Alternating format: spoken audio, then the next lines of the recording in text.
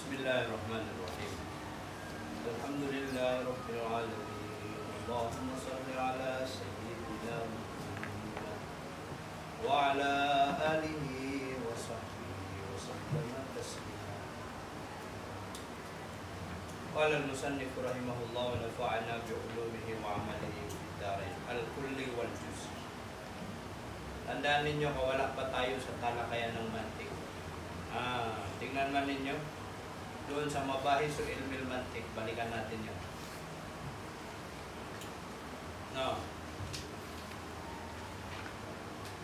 Sabi niya, no, doon sa page 13, no. Kita ninyo, balikan nyo doon. Anyulib kalipati. Sabi niya doon, ang pinakamalaking layunin, al-gharadul asma min ilmil mantik. Ang pinakamalaking layunin, pinakamataas, pinakadakilang layunin, no, min ilmil mantiki sa mantik, yani sa ilmo ng mantik, na mabhasul istidlal, na yung talakayan tungkol sa istidlal, pagkuha ng dalil. No. Paano? Halimbawa, magsasalita ko, dumating si Zaid.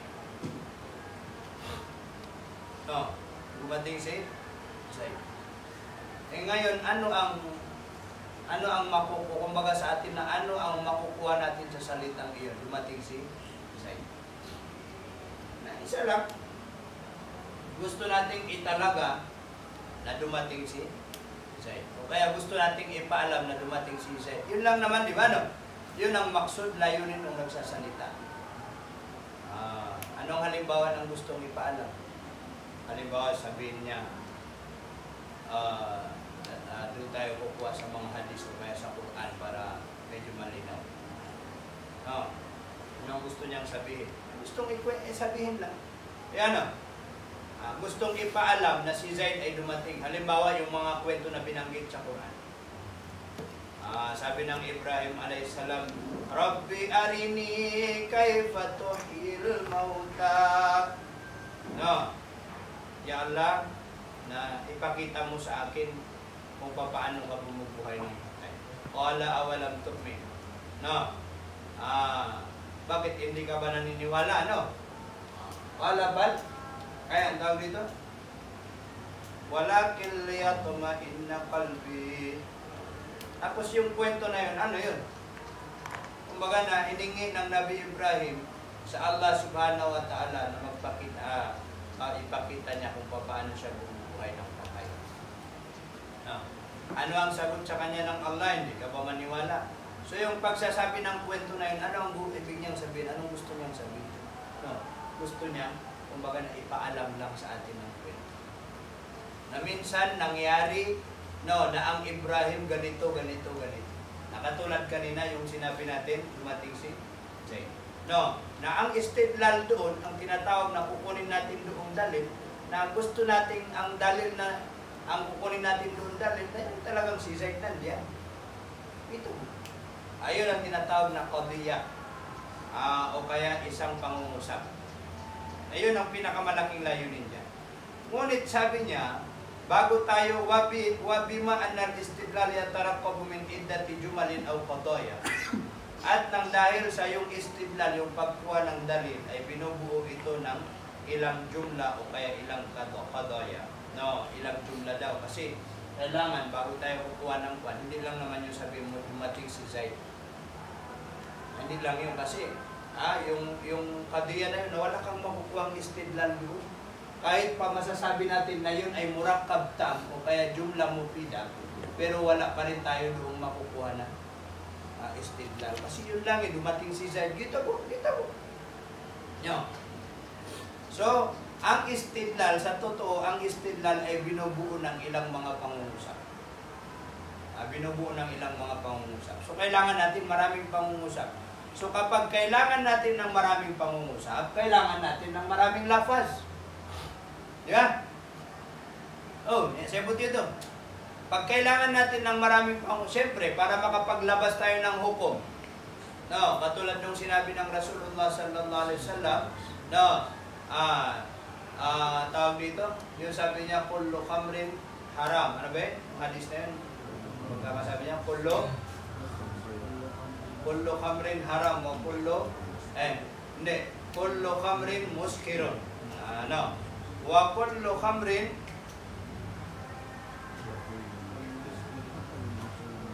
wa kullu muskirin haramun. Ganun no. So yun, halimbawa yung ganun na salita. So dalawang jumla yun, dalawang jumla. Na ang sinabing dalawa, marami na yun. No. So ngayon, kailangan mo munang titingnan bago mo intindihin yung pangungusap. Kailangan mo muna intindihin yung lafaz. Yung lafaz. Ibig sabihin ng lafaz yung salita.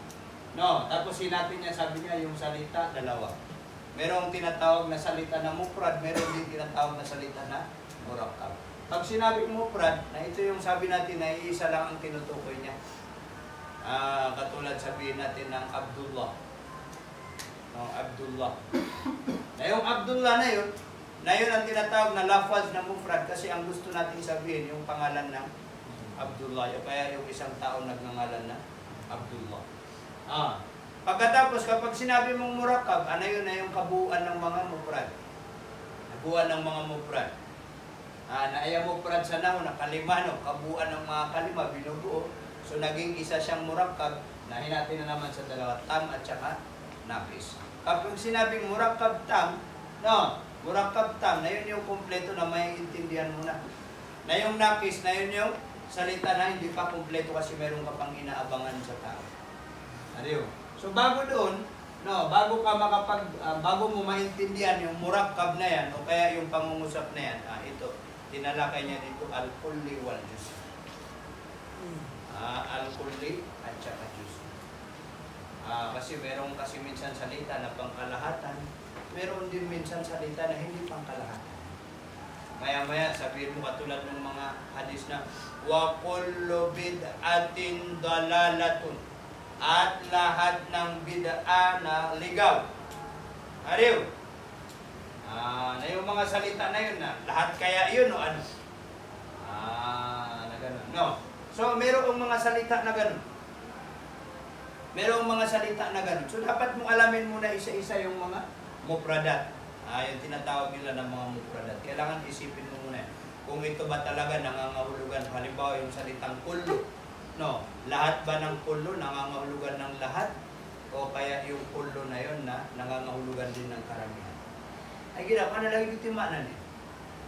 Sabi ng mga ulama, yung kullo may dalawang kahulugan. Kullo bimakna jami, ibig sabihin ng kullo lahat.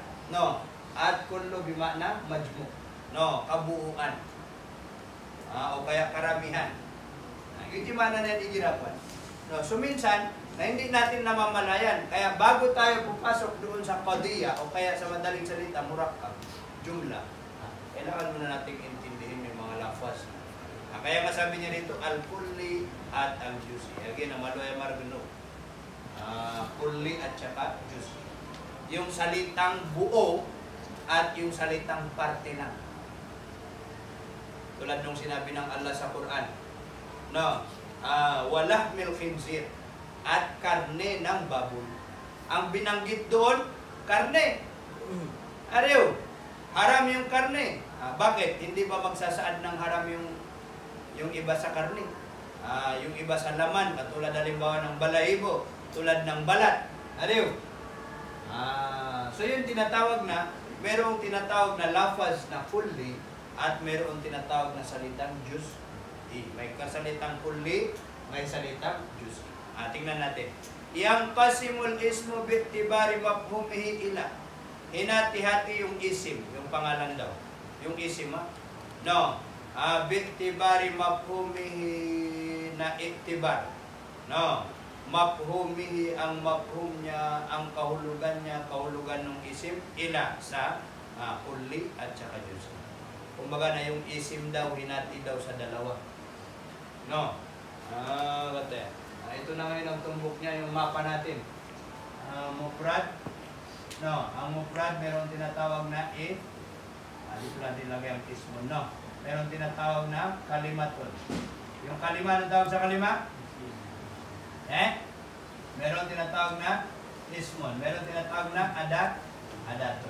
Yung kalima ang tawag sa atin, sa mantik, ay sa naho, ano? BL. Isim, no? Tapos yung isim, sabi niya, hinati daw sa dalawa. Tibar saan? Tibar dun sa kahulugan niya. Halimbawa, anong kahulugan ng Zaid? Anong kahulugan ng Zaid? Na-tibar dun sa kahulugan niya. Titingnan yung kahulugan ni Zaid. Ang tunay kahulugan ni Zaid. Yan. Pag sinabi mong Zaid, ano ang kahulugan ng Zaid? Isa sa kahulugan ni Zaid, pangalan ng taong lalaki o kaya pangalan ng lalaki. Pangalawa, pangalan ng tao. Ariyo, katawagan sa isang tao. Agitimana Zaid. Sabi niya, meron tinatawag na Juz na kulli. Meron tinatawag na Juz E. Wala akong magana, eh. Nahingal kasi ako, eh. Napuputol kasi nalayuan ko yan pag naputol wala.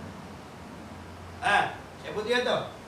So ngayon sabi niya, kung titingnan natin yung kahulugan ng isip, no, na ang isip may dalawang kahulugan.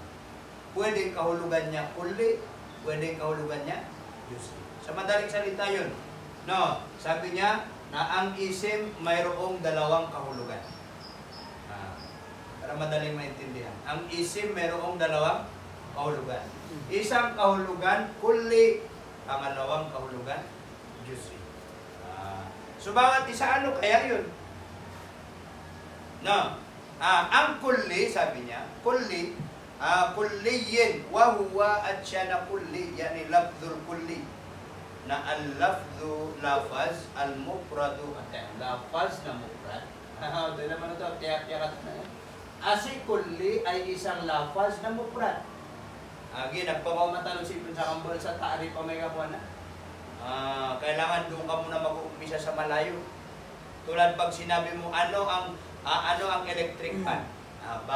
Ang electric fan, ang electric fan ay isang makinarya, no, na pinagmumulan ng hangin. Ganun yun, no? Ang electric fan ay isang makinarya na pinagmumulan ng hangin. Kasi yung electric fan, kasama ba sa makina? Hindi. Kasama. Na yung makina, marami, no? Makina ng motor, makina ng, ang tawag dito, makina na ginagamit pang tahi, makina ganito, makina pang gawa ng cellphone lang. No? Pero doon sila magkakaiwalay doon sa maliit. Ibig sabihin, itong si Murakab, putol na doon sa pinag-uusapan natin. Huwag mo na siyang isipin. Sabi niya, ang kulli daw ay isang lafaz na mufrad. Si kulli, isang lafaz na mufrad. Ano ito? No, si electric fan ay isang makina na naglalabas ng hangin. Para madaling intindihin. Ayun. Kaya itong si kulli, katawagan sa isang mufrad lafaz na mufrad. No, as-solihu. No, na karapat dapat lian yasluqa. No, na karapat dapat itong lam na ito na lam li ta'diyah. Anias luqa maqul dun sa salih.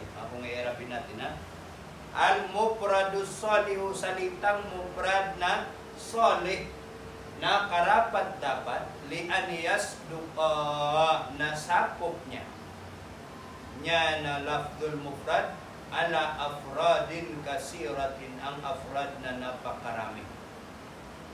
Ang afrad na napakarami. No. Saan ang halimbawa? Kanahrin, tulad halimbawa ng ilog. Pag sinabi mong ilog, nasakop niya yung ilog sa Amerika, sakop niya yung ilog sa Afrika. No. Saan ang mas malawak? Saan ang mas malawak ang kahulugan? Yung sasabihin mong ilog o ilog ng Pilipinas? Saan ang mas maraming kahulugan doon? Yung ilog lang. Darating din tayo dyan. Kasi sa tuwing dadagdagan, hindi katulad yung pag-aaral natin sa Nahu. Sa tuwing dadagdagan natin ng tawag dito, huruf, nadadagdagan yung kahulugan. Giin na di, sisamantik na di. Sa tuwing dadagdagan natin yung salita, halimbawa, ilog lang, no? Ilog na malawak, Pero pag dagdagan mo pa ng isa, sabi mo ilog sa Pilipinas, no, mas sisikip na siya. Mas sisikip na siya. Ikaw nito, kung tatanungin tayo saan ang mas malawak, yung ilog lang o ilog ng Pilipinas. Siyempre, mas malawak ang sakop ng ilog lang. No, pag sinabi mong tao, saan ang mas malawak at saka Amerikano? Mas malawak ang tao. Kasi may taong Amerikano, may taong Pilipino, may taong Hongkong. No. Kahit ano. Ano yun? Wala talaga ako sa mood. Ang sarap nitong ipaliwanag ito eh. Mapiyangan natin ako. Kung kailangan na ang sa'yo na siya, warsi. Kaya lang, walang nagtitinda ngayon ng kasi. Close ang sorry. Nadagang na. Ha? Kaya natin mababat ko ang datalan. Mabaliktad ka. Naintindihan ninyo? Yun ang tinatawag na kulli. Ang ibig sabihin ng kulli, isang salita na sumasakop ng maraming afrad. Yung afrad na kumbaga sa atin na afrad na mga parte yan, mga parte. Sa English na individuals. Pag sinabi mong salitang pusa, na marami yun. Yung maraming sakop yun. Pero pag dinagdagan mo ng salita, liliit siya. Nariyo. Irim, ibon. Pag sinabi mong ibon, kasama si Kalapat, kasama si Agila, kasama si... Sino ba? Kasama si Batman. Nariyo. Ginagagawin na yun yung naka-flip. Batman. Yan lahat yung klase ng ibon. Parang natawa si Puding parang tinamaan na. Ariyo. Si Angela, pangiti-ngiti. Classmate yan. Yan irin ibon. So, pasok lahat. So, ibig sabihin, isang salita pero napakalawak ng kaulugan niya. Ito sa kulli. Kasi ang kulli, na marami siyang, kumbaga na ay betul sa afrad na maraming branch. Maraming individuals. Kumbaga na, pagdating sa tao na pwede ka daglataw, niya ka dadagl. Pero yung salita ay isa lang, di ba no? No? Pero kung bibilangin mo, sobrang dami. Ilan sila lahat? 8 billion. Gano'n? Ang lawak eh. Ariyo. Na ngayon, tatanungin kita, saan ang mas malawak? Tao o hayop?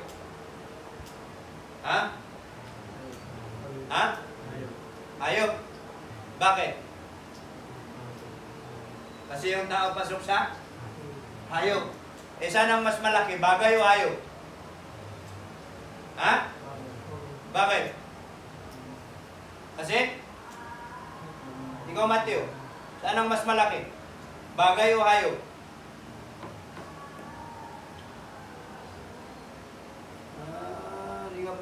Hindi mas malawak. Saan ang mas malawak doon? Dagat o ilog? Bakit? Pasok ba ang ilog sa dagat? Magkaiba yun. Magpinsan lang yun eh.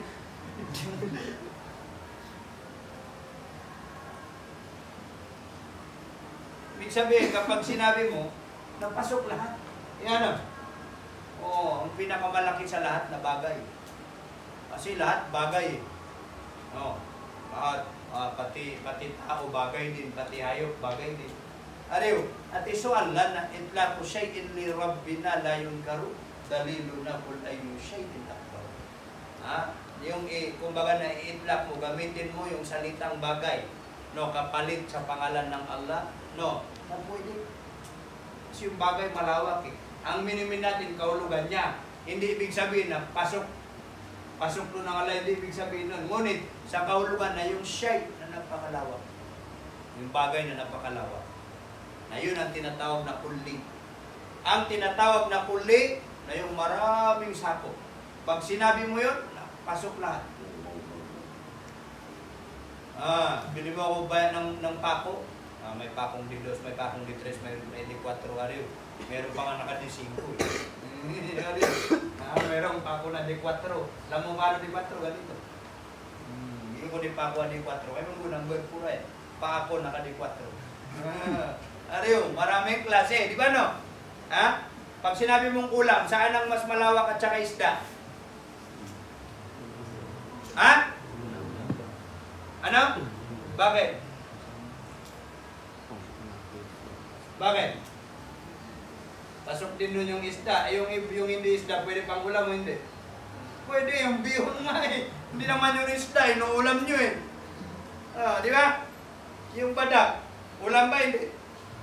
Ulam. Pero hindi naman isda. Kasi pag sabi mo isda, medyo... Yung pag sinabi mong isda, mambunan. May tamban, may galunggong, may tulay. Ariyo. May bangus, may tilapia, may katipa. Yan na. Pag sinabi mong ulam na mas malawak yung kahulugan niya, na yung may malawak na kahulugan ay beturupol, puldi. Oh. At ang tawag doon sa bahagi niya, Diyos, halimbawa, ulam.